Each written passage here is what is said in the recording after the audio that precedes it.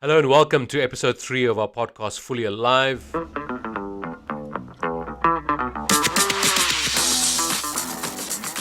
Discovering what it means to be human. Today we'll be exploring a concept that I believe lurks in the shadows of our lives. This concept is very pervasive, but it also tends to remain hidden, and most of us don't really see it. And that is the concept of shame. So never in a million years would I have thought that I suffer from shame. I would consider myself quite a relaxed person. I generally get on well with most people, and I tend to be quite confident with who I am. And I never actually realized that I struggle and suffer from shame. This was April of 2022, and I started watching a video on the concept of shame, and it just hit me like a ton of bricks that I struggle with shame. But the more I delved into this, the more I realized that it isn't just me. Every person, no matter who you are, has some form of shame inside of you that diminishes your humanity. And this is because of the experiences that you've had in your life. If you're a South African, the word shame is used in everyday lingo. We say things like, ach, shame. Ach, shame is quite a popular South African terminology. It's often used, say, if you stub your toe, or if you get sick and have the flu, and people just go generally, oh, ach, shame, you'll get better, everything will be fine. So it has quite a light connotation to it. But there are other instances of the use of the word shame that carries a much weightier tone on it. Sometimes we say things like, shame on you, and that carries quite a heavy weight on that. Sometimes parents often use it on their kids when the kids don't match up to the parents' expectations. They go, shame on you. I remember speaking about a certain situation in our church with one of our leaders, and the leader just said, that person should be ashamed of themselves. But I wonder, even in my own journey of shame, whether there's ever any positive connotation to shame. See, my first experience of shame that I can remember was in grade 1. So I might have mentioned this before, but I'll go into detail on this incident. I was joining a new school in grade 1, and so I was quite excited. My mom had packed quite a nice lunch. If I can remember, it was chicken curry. And off I went to school, and sitting there in my desk and taking down notes that the teacher was teaching, and the bell went off. So in my mind, I thought, yay, this is lunch break. It's time for me to unpack my lunch and start devouring the curry that my mother had made. So I opened my lunchbox and I started eating.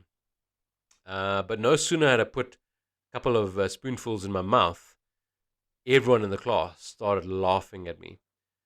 But I'll never forget those laughs. They were almost deriding me. And I couldn't understand why they were laughing at me. So I looked up and I just saw even some of the kids pointing fingers at me. And I thought, what's going on? Why is everyone laughing at me? I'm just eating my lunch.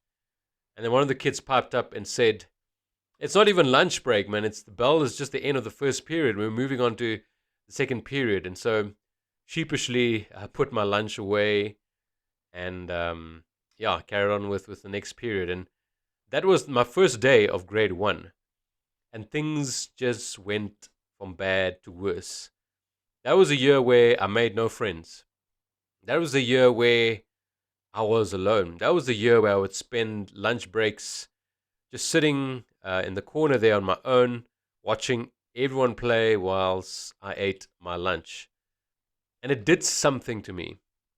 It caused me pain to the extent where I hated going to school.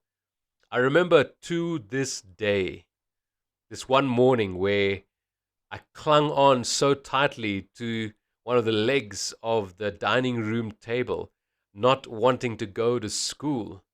And my parents did their best to pry my hands out of the legs of the dining room table, and they just couldn't. I was screaming, saying, I don't want to go, I don't want to go, I don't want to go to school. Eventually, they pried out my fingers, and they had to drag me on the floor and put me in the car and take me off to school. I think it was much later that my parents realized how much I hated that school and they pulled me out of that school. But this was my grade one experience. I was 7 years old, and that's the first memory I can think of an extended period of time where I felt shame. So the question is, what is shame?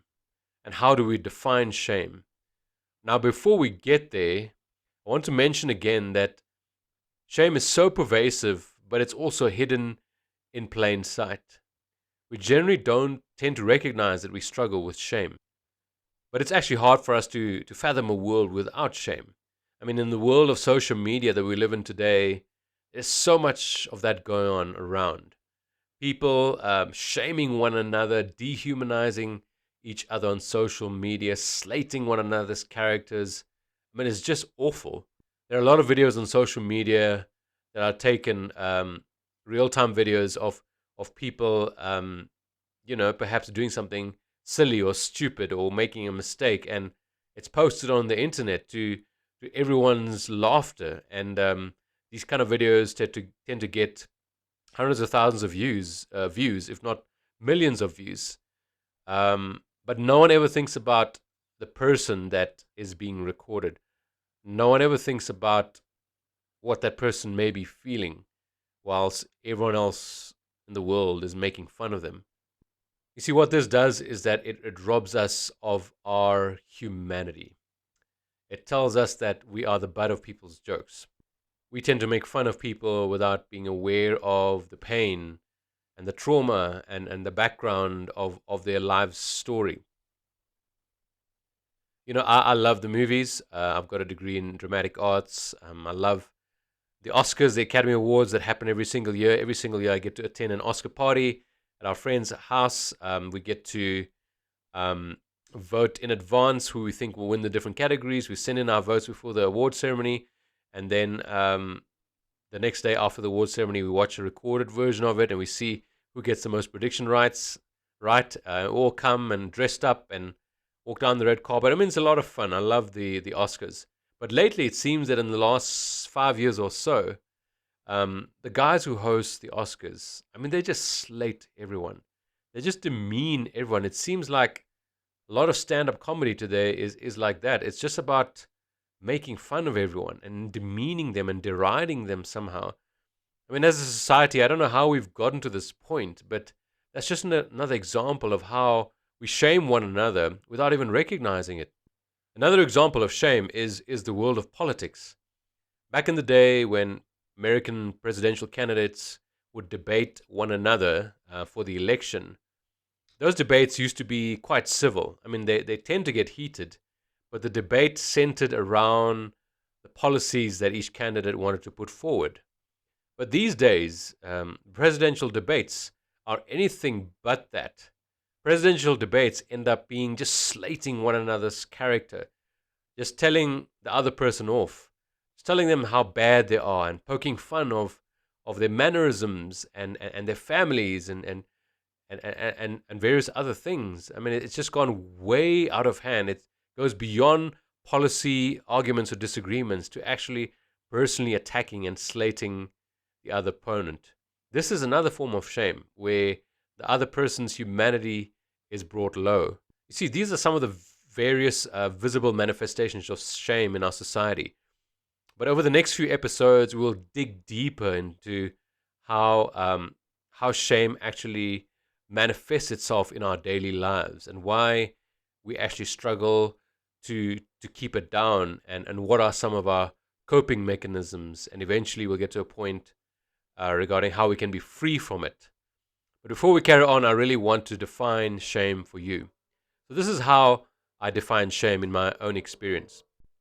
Shame is the painful feeling of insignificance and unworthiness as a result of experiences of abandonment and rejection.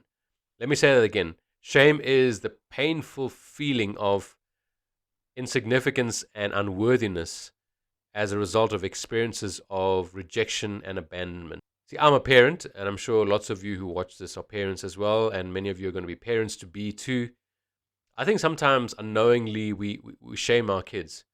When we are in those seasons where we are so stressed out by life and work and the tanking economy and everything else, our kids don't always get the best of us.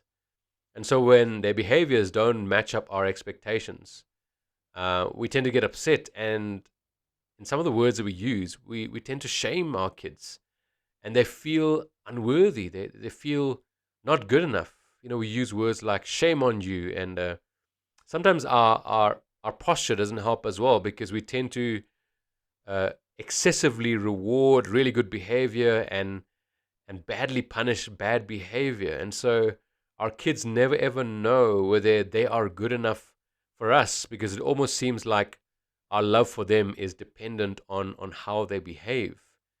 And so in subtle ways, our kids experience feelings of insignificance and unworthiness.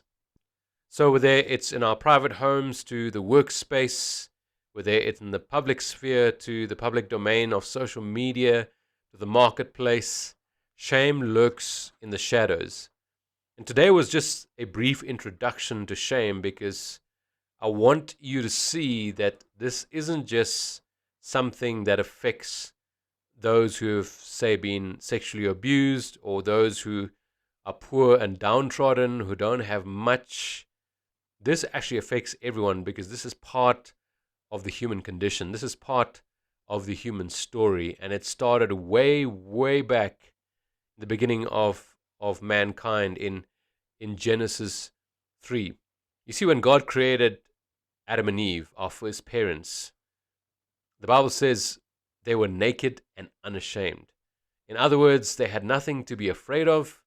They were confident in who they are because they had a full, vibrant, open relationship with God. They felt worthy, they felt significance, and they were very connected to God. So they were naked and unashamed. But after they ate of the fruit of the tree of which they were not supposed to eat, something happened within them. And they felt that they had to clothe themselves with fig leaves. That's when shame entered the human story. That's when they became disconnected from God. That's when they felt insignificant. That's when they felt unworthy because of what they had done. And so that's when they experienced rejection and abandonment for the first time. And ever since then, it's been part of the human story. So my prayer is that as we delve into shame over the next several weeks, and perhaps even a couple of months, that you will find hope, you will find healing, you will find restoration, that your journey towards being unashamed will be one that will bring you wholeness, will bring you life, will bring you significance, will bring you a sense of worthiness, will show you that indeed you are valued, you are treasured, you are loved. So thank you for watching. I look forward to seeing you again next time. Cheers.